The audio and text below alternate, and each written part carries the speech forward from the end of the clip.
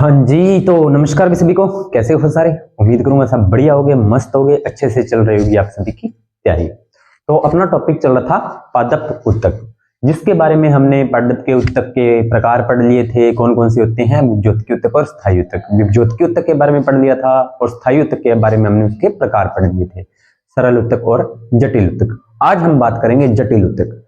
जटिल उत्तक क्या होता है, कैसे काम करता है। अगर आप इस क्लास को पहली बार देख रहे हो तो पीछे वाली क्लासेस को, खास करके ये पीछे 2-3 क्लास नहीं है, उनको जरूर देख के आए ताकि आपको चीजों का पता लगे भी क्या हाँ क्या चल रहा है। अगर आप पहली बार इस क्लास से जुड़े हो तो आपको कुछ भी समझ में नहीं आएगा, और जो बच्चे रेगुलर जुड़े हैं तो उनको चीजें सेपरेट तरीके से समझ में आ रही हैं अच्छे से सारा कुछ। वही बात है भी, अपने पास जो सोर्सेज हैं वो थोड़े से कम है, फिर भी हाँ कंटेंट बहुत अच्छा आ रहा है। जो बच्चे कंटेंट को लेकर वीडियो देख रहे हैं तो उनका सिलेबस बहुत अच्छे से तरीके से कवर हुआ है, ठीक है। और मैंने पूरी लाइन टू लाइन ल्यूसेंट की बुक करवाई है। ल्यूसेंट एक आती है ल्यूसेंट सामान्य ज्ञान, उसमें साइंस है वो बहुत सीमित तरीके से दी हुई है। एक आती है ल्यूसेंट सामान्य विज्ञान, उसको लाइन टू लाइन करवाया है मैंने, एक एक लाइन को मैंने करवाया है। इसलिए तो इतनी छोटी सी बुक का देखते हो और कहते हो सर इतनी बड़ी बुक है, इतनी छोटी बुक का इतना टाइम ले लिया आपने। तो मैं line to line topic to topic आपको चीजें करवा रहा हूं तो टाइम लगता है, ठीक है। चलिए ज्यादा बातें नहीं करते हुए अपने टॉपिक की शुरुआत करते हैं। टॉपिक है जटिल स्थायी उत्तक।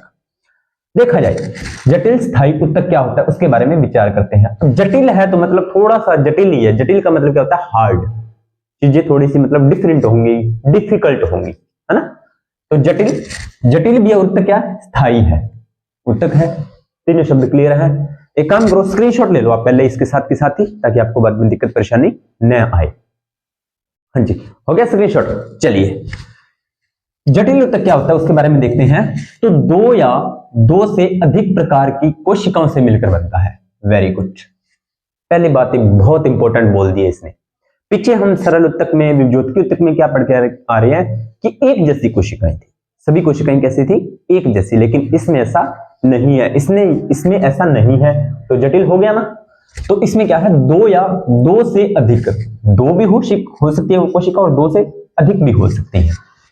इन इतने प्रकार की कोशिकाएं मिलकर जो उत्तक बनाती हैं या जो मिलकर एक संरचना बनाती हैं, उसे ही क्या बोलते हैं? उसे ही हम जटिल स्थायी उत्तक बोलते हैं, जटिल स्थायी उत्तक बोल देते हैं। अब क्या कहता है कि यह एक इकाई के रूप में एक साथ कार्य करते हैं। इस बात का मतलब यह है कोशिकाएं कितनी हैं? अलग अलग प्रकार की हैं। कोशिकाएं क्या है? अलग अलग है, यानी कि दो या तो दो हैं या दो से अधिक प्रकार की कोशिकाएं हैं। देखा जाए, सिर्फ एग्जांपल से समझा रहा हूं। मान लीजिए कोशिका ये है, एक कोशिका ये है, एक कोशिका ये है, एक कोशिका ये है, एक कोशिका ये है, एक ये है। इस प्रकार की कोशिकाएं हैं। तो ये कितनी अलग प्रकार की है? इन्होंने मिलकर एक उत्तक बना दिया जिसे हमने नाम दे दिया जटिल स्थायी उत्तक। पहली बार लाइन का तो मतलब ये था। दूसरी लाइन का मतलब ये है कि कोशिकाओं के आकार प्रकार तो अलग अलग है, लेकिन ये मिलकर एक साथ कार्य करती हैं। मिलकर क्या करती हैं? एक साथ कार्य करती हैं, एक इकाई के रूप में एक साथ कार्य करते हैं, ठीक है। इस बात का मतलब ये है। क्या कार्य करते हैं? वेरी इंपॉर्टेंट है। तो यह जल, खनिज लवण और खाद्य पदार्थों का परिवहन करते हैं। जल का, खनिज लवणों का और खाद्य पदार्थों का परिवहन। सर परिवहन कैसे करते हैं? तो देखा जाए, ये देखिए, ये हमने एक पेड़ पौधा बना लिया, तो इसके अंदर कौन सा उत्तक है? जटिल स्थायी उत्तक है, पौधे के सभी भागों में पाया जा रहा है। अब पहले जल का परिवहन कैसे करता है? बहुत बार करवा दिया है मैंने, लेकिन आज फिर अपने टॉपिक से हैं तो बात तो जरूर करेंगे। जल कहां पर होता है? जल सिर्फ भूमि में होता है। यहां पर जल है, यहां पर क्या है? जल है भूमि के अंदर, ठीक है। अब आपको पता है फोटोसिंथेसिस के लिए, इसके लिए फोटोसिंथेसिस के लिए पौधे को जल चाहिए। फोटोसिंथेसिस कहां पर होता है? सर पत्तियों में होता है। अब यहां पर जल चाहिए, है ना। जल है कहां पर? यहां पर, लेकिन जल तो की जरूरत तो यहां पर है। तो यहां से उत्तक होते हैं, जटिल स्थायी उत्तक बने होते हैं। वो इस प्रकार इस पत्तियों से, तने से, पत्तियों से, शाखाओं से जुड़े होते हैं, और यहां पर जल रहता है वो पहुंच जाता है। जल यहां पर पहुंच गया तो लो जी, जल का परिवहन हो गया। अब यहां पर भूमि के अंदर आपको पता है खनिज लवण भी भूमि में ही होते हैं, उसकी भी पौधों को जरूरत है, तो खनिज लवण भी यहां से जाते हैं, पहुंच गए। भोज्य पदार्थ, भोज्य पदार्थ भूमि में तो होते नहीं है, क्योंकि पत्तियां फोटोसिंथेसिस करके भोजन बना लेती हैं। अब भोजन बनाया है पत्तियों ने किसके लिए? अपने खुद के लिए, पत्तियों के लिए, पौधे के लिए, संपूर्ण पादप के लिए भोजन बनाया है। लेकिन पत्तियों से भोजन बाकी भागों तक लेने तो जाना पड़ेगा ना। तो जड़ ऐसे तो है नहीं, जड़ यहां पर चल के जाएगी, पत्ती को बोलेगी कि मुझे ना भोजन दे दो, तना जाएगा कि मुझे भोजन दे दो, ऐसा तो होगा नहीं। पत्तियों के पास फिर एक ऊतक और होता है, वो सारे भागों में भोजन को बांट देता है, सारे भागों में। तो हो गया ना, क्या हो गया? जल, खनिज लवण व खाद्य पदार्थों का परिवहन करता है कौन? जटिल स्थायी ऊतक। ठीक है, यह ऊतक दो प्रकार के होते हैं, एक तो जाइलम होता है और एक फ्लोएम होता है। कितने प्रकार के होते हैं? यह ऊतक दो प्रकार के होते हैं। कितने प्रकार के? एक जाइलम और एक फ्लोएम। कितने प्रकार के होते हैं प्यारे बच्चों? सर दो प्रकार के होते हैं, एक जाइलम और एक फ्लोएम। एक जाइलम और एक फ्लोएम। बहुत बार बर्बाद क्यों? जैसे जाइलम जैसे फूड है ना, फूड से भोजन। तो जाइलम जो होता है वो जल का परिवहन करता है। जाइलम किसका परिवहन करता है? जल का परिवहन करता है। अभी आप इतना ध्यान रखो, ठीक है। तो आज हम सिर्फ जाइलम के बारे में बात करेंगे। अभी तक तो आपने यही पढ़ा है कि जाइलम जो होता है वो जल का परिवहन करता है, लेकिन आज हम जाइलम को और गहराई से देखेंगे। जाइलम को और गहराई से देखेंगे, आज सिर्फ जाइलम जाइलम ही पढ़ेंगे। तो जाइलम, जाइलम, लो जी, बहुत ही इंटरेस्टिंग। जाइलम का दूसरा नाम है दारू। क्या नाम है? दारू। देखो कैसे स्माइल है ये चेहरे पे ना, दारू, जाइलम, दारू, चालन ऊतक, ये इसके नाम है। और संवहन ऊतक भी आप कह सकते हैं। जाइलम कितने नाम है? जैसे जाइलम जैसे जल, दारू, चालन, संवहन, सारी चीजें दिमाग में कनेक्ट हो रही है ना। जल के साथ दारू तो जरूरी है, दारू के साथ चखना, चखने के साथ संवहन का मतलब टेस्ट। बस हो गई चीजें कनेक्ट।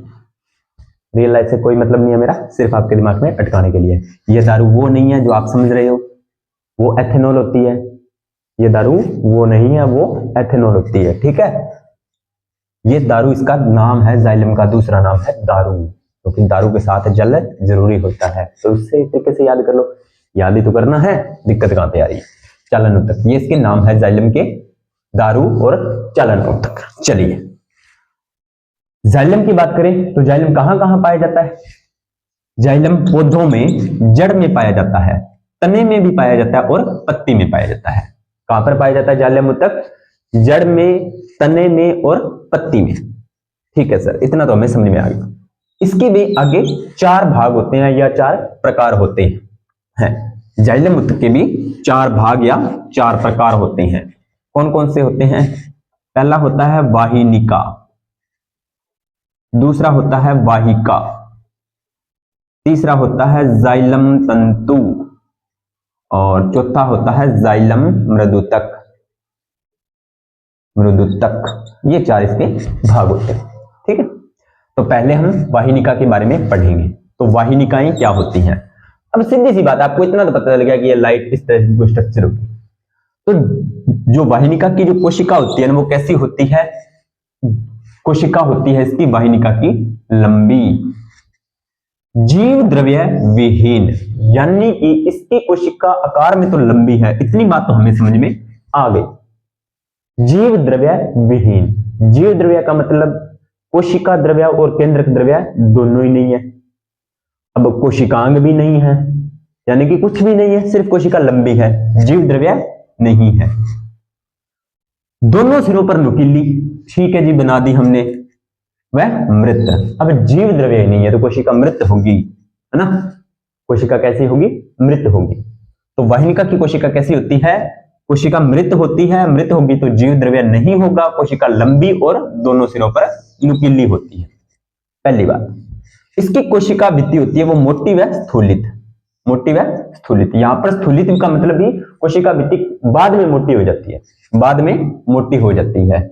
जब कोशिका में कोई चीज की या उत्तक में कोई बात की कंडीशन की वजह से वृद्धि होती है ना, तो उस टाइम कोशिका भित्ति जो मोटी हो जाती है उसे ही स्थूलित कोशिका भित्ति कहते हैं। तो इसकी जो कोशिका भित्ति होती है वो मोटी होती है और स्थूलित होती है। किसकी? वाहिनिका की बात कर रहा है ये, ठीक है। आगे क्या बोल रहा है? यह प्राथमिक जाइलम व द्वितीयक जाइलम दोनों में पाया जाता है। जो वाहिनिकाएं होती है ना, वो प्राथमिक जाइलम और द्वितीयक जाइलम दोनों में पाया जाएगा। प्राथमिक जाइलम और द्वितीयक जाइलम दोनों में ये पाया जाएगा। ये बात भी आपको समझ में आ गई होगी। पौधे को यांत्रिक सहारा प्रदान करता है, बिल्कुल प्रदान करता है भाई। अब आपको पता है तने में जाइलम उत्तक होते हैं, तो तने को सहारा जो प्रदान करता है वो यही तो होता है, जाइलम। बस कोई दिक्कत वाली बात नहीं है। जड़ से तने द्वारा जल को पत्तियों में भेजता है। ये बात इंपॉर्टेंट है आपके लिए। वाहिनिका क्या काम करती है? वाहिनिका क्या करती है? जल का परिवहन करती है। जाइलम का जो भाग है ना वाहिनिका, अब आप कहोगे सर जल तो जाइलम परिवहन करता है, मैंने क्या बोला था? थोड़ा सा गहराई में चलेंगे तो गहराई आ गई। कितने पार्ट है जाइलम के? 4, बिल्कुल 4 पार्ट है। जाइलम क्या करता है? जल का वहन। अब इस बात को भूल जाओ भाई जाइलम जल का परिवहन करता है, नहीं। अब आप बड़े हो गए, थोड़ी सी बड़े लेवल की तैयारी कर रहे हो, तो जाइलम के वाहिनिका भाग से, जाइलम के वाहिनिका भाग से जल का परिवहन होता है। वाहिनिका के, जाइलम के वाहिनिका भाग से जल का परिवहन होता है। ठीक है, समझ में आई मेरी बात? बिल्कुल, कोई परेशानी नहीं होनी चाहिए, है ना। तो जड़ से, अब आपको पता है जड़ में, भूमि में ही तो जल होता है, तो जड़ से तने में, तने से पत्तियों में। तो यह जो जाइलम होता है वो तने में पाया जाता है। जड़ से तने द्वारा जल को पत्तियों में भेजता है। तो यह वाहिनिकाएं होती हैं वो तने में पाई जाती हैं, है ना। अगला होता है वाहिनिका से आपसे एक क्वेश्चन यही बनता है, इस लाइन को वेरी वेरी इंपॉर्टेंट लगा लेना, वेरी वेरी इंपॉर्टेंट है, यहां से क्वेश्चन उठ सकता है। अगला है वाहिका। वाहिका कैसी होती है? वाहिका भी थोड़ी बहुत इसके समान ही है। कोशिका होती है मृत, लंबी व नली के समान। इसकी कोशिका दोनों सिरों पर नुकीली थी, लेकिन वाहिका की कह रहा है कि कोशिका है तो मृत, लंबी भी, लेकिन इस तरह नली के समान है। इसकी कोशिका कैसी है? वाहिनिका की कोशिका ऐसी दिखती थी, इसकी ऐसी। ठीक है। कभी कभी क्या होता है, रेयर कंडीशंस में कभी कभी क्या होता है, यह स्थूलित कोशिका भित्तियां विभिन्न तरह से मोटी हो जाती है और आकार में वलयाकार, सर्पिलाकार, वर्ती, जालिकामयी वाहिकाएं बनाती है। वैसे तो इनकी क्या है, वैसे तो ये बोल रहा है कि कोशिका होती है जो मृत और लंबी व नली के समान होती है, लेकिन कभी कभी स्थूलित कोशिक भित्तियां, जो मोटी कोशिक भित्तियां होती हैं वो विभिन्न तरह से मोटी हो जाती हैं और अलग अलग आकार बना लेती हैं, अलग अलग आकार बना लेती हैं। ठीक है, कौन कौन से आकार बनाएगी? वलयाकार बनाएगी, सर्पिलाकार बनाएगी, वर्ती बनाएगी और जालिका में आकार ये बना लेगी, वाहिकाएं बनाती हैं। ये वाहिकाएं आवर्त बीजी के प्राथमिक व द्वितीयक जाइलम में पाई जाती हैं। बिल्कुल भी वही बात इसके समान वाली, प्राथमिक जाइलम और द्वितीयक जाइलम दोनों में पाई जाएगी, बस। ठीक है। खनिज लवण का वहन, इसमें ये इंपॉर्टेंट है। देखो वाहिनिका कर रही थी जल का परिवहन, तो ये करेगी खनिज लवण का परिवहन। इसका खनिज लवण का, ये इंपॉर्टेंट क्वेश्चन आपके लिए। वाहिनिका करेगी जल का परिवहन और वाहिका करेगी खनिज लवण का परिवहन। ठीक है, ये दो बातें आपके समझ में आ गई होगी। तीसरा है हमारा जाइलम तंतु।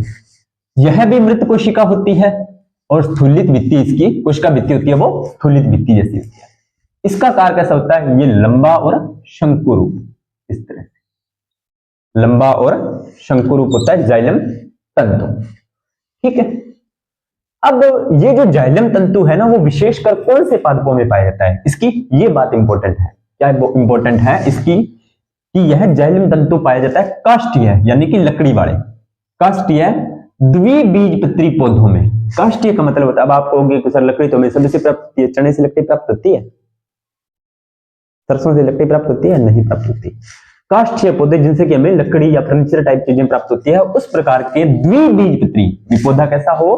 काष्ठीय भी हो और द्विबीजपत्री हो, उस प्रकार के पौधों में आपका जाइलम तंतु पाया जाएगा। तो जाइलम तंतु क्या करता है? पौधे को यांत्रिक सहारा प्रदान करता है। क्या करता है? यांत्रिक सहारा प्रदान करता है। ठीक है, इसकी ये बात इंपॉर्टेंट है। जाइलम मृदुतक, कोशिका पैरेन्काइमम में जीवित होती है। इसकी कोशिका कैसी होती है? जीवित होती है। भोजन संग्रहण का कार्य करती है, किनारों में पानी का पसरविया संवहन होता है। बस इतनी बातें है। चलिए अब आपको सर थे तो रांद काटती, रांद कौन काटी? कुछ है ही को नहीं मैं बताना, जिसकी चीज बताना नहीं बता चुके हूं मैं पहला। जटो क्वेश्चन आना, एक बार रिवीजन करते हैं और क्वेश्चन देखते हैं कितना बनता है। जटिल स्थायुतक पढ़ा है हमने और उसका वो भी एक भाग कौन सा? जाइलम। तो देखते हैं, दो या दो से अधिक प्रकार की कोशिकाएं मिलकर जटिल स्थायुतक बनाती हैं। पहला क्वेश्चन, एक साथ मिलकर कार्य करती है। दूसरा क्वेश्चन, परिवहन का काम करती हैं। तीसरा क्वेश्चन, चौथा क्वेश्चन, जाइलम के नाम, दारू और चालन तक। पांचवा क्वेश्चन, यह पौधे जड़ तना पत्ती में पाया जाता है। छठा क्वेश्चन, इसके 4 प्रकार होते हैं। सातवां क्वेश्चन कि जाइलम की जो वाहिका है वो जल का परिवहन करती है और वाहिनिका जल का परिवहन और वाहिका जल का परिवहन। 8, जाइलम तंतु काष्ठीय द्विबीजपत्री 9 और जाइलम मृदुतक भोजन का संग्रहण 10। कुल मिलाकर 10 से 15 क्वेश्चन इस स्लाइड से आपको मिलते हैं। उम्मीद करूंगा जानकारी अच्छी लगी हो तो वीडियो को लाइक करना, शेयर करना, कमेंट करना। अगर कोई चीज नहीं समझ में आए तो कमेंट सेक्शन में मुझे आप बता देना, मैं दोबारा से इसको और समझा दूंगा। अगर मुझे नहीं लगता मैंने इसमें कोई समझाने में, तभी तो मैंने छोटा लिखा है, मतलब छोटी स्लाइड लिखी है, क्योंकि मुझे पता था इसमें थोड़ा सा परेशानी होगी। ठीक है, तो आपको परेशान नहीं होना है। फिर भी कोई चीज नहीं समझ में आए, कोई भी शब्द समझ में नहीं आए तो आप मुझे बता देना, मैं उसकी शॉर्ट वीडियो या लॉन्ग वीडियो जैसे भी संभव हुआ मैं उसकी वीडियो बनाकर आपके साथ शेयर कर दूंगा। ठीक है, मिलते हैं नेक्स्ट वीडियो के अंदर। जानकारी अच्छी लगी तो वीडियो को लाइक करना, शेयर करना, कमेंट करना और अपनी तैयारी को कंटिन्यूटी बनाए रखें। मिलते हैं नेक्स्ट वीडियो के अंदर, तब तक आप सभी का धन्यवाद।